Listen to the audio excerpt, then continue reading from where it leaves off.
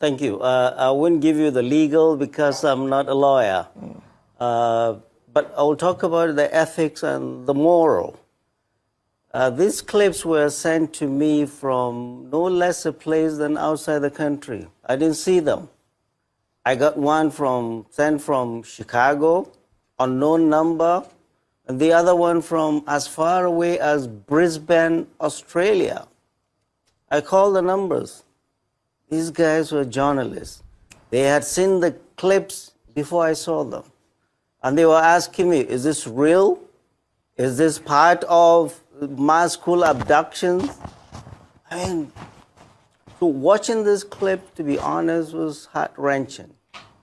The point I bring about this foreign journalist calling me is we do not know the damage this thing has done to us in this country. The image of Nigeria and this government is dented by this. For us in the North, this is clearly reminiscent of the days when you have mass school abductions by bandits, and we bring them out in this large number.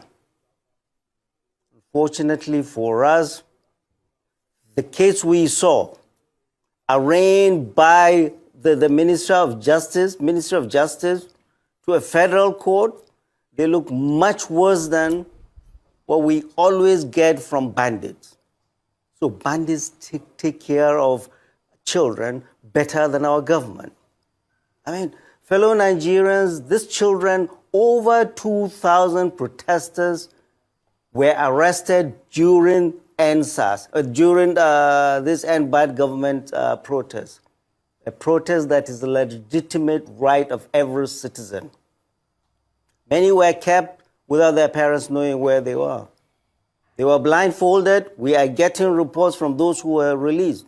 They were blindfolded and transported and detained in centers across the North. These children, and I had the interview of their lawyer, there are 45 minors in this collection of children that were brought to court. These children were brought from Kano, from Kaduna, from Jos, from Gombe to Abuja. What were their crimes? Alleged crimes? Oh, treason. Trying to incite mutiny and change of government by the military, waving Russian flag, causing a regime change. These children you saw, this government is so jumpy and insecure because of what it's doing to this country. This is clearly, I mean, there's no two-way about it. This is clearly the government trying to terrorize us and terrorize the most vulnerable amongst us, our children, and decriminalizing legitimate protests in this country. President Bola Ahmed Tinubu is a beneficiary of protest and agitation in this country. And what his government is doing is clearly trying to stifle any voice. And the voices of children,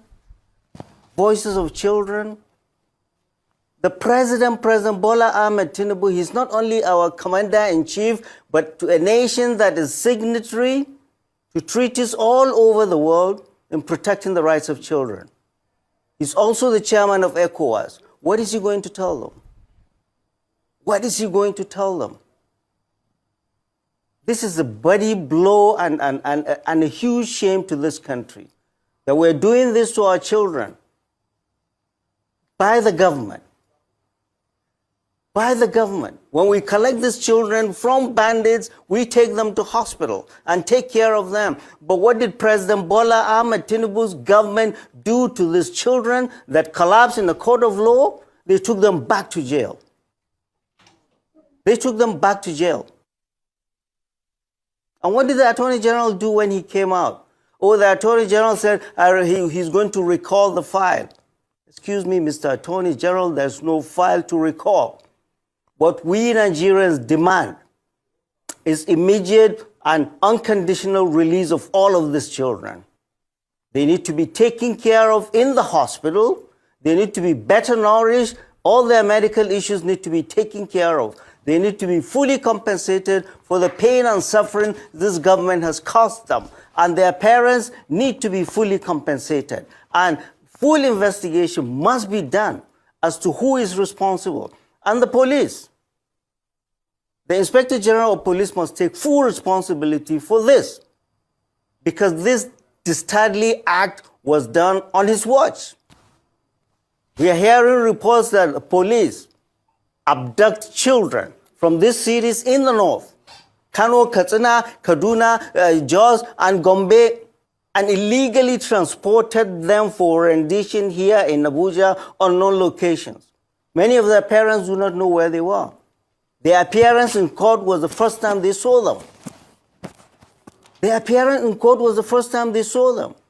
So President Bola Ahmed Tinubu, this action is clearly terrorizing our citizens with the full complicity of the security services that swore to protect us and the court that swore to uphold the law.